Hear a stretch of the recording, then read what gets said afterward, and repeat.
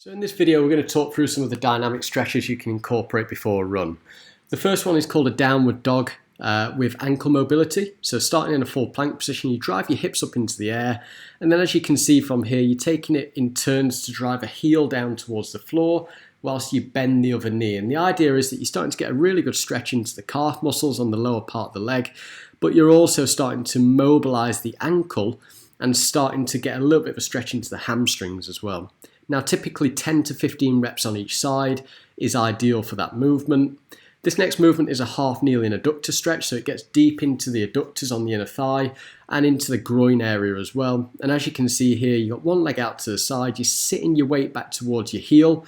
When you feel the stretch, you hold it for 5 or 6 seconds and then you draw back forwards and then repeat again. Now for this movement, you're going to probably repeat maybe again 10 to 15 repetitions on each leg.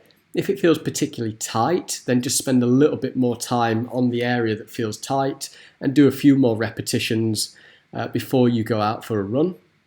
And this final movement is called a runner's lunge with a thoracic rotation.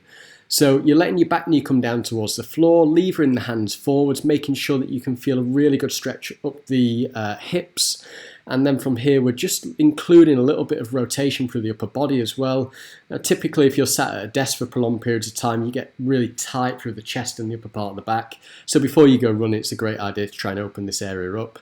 Again, 10 to 15 repetitions on each side is ideal for this particular movement.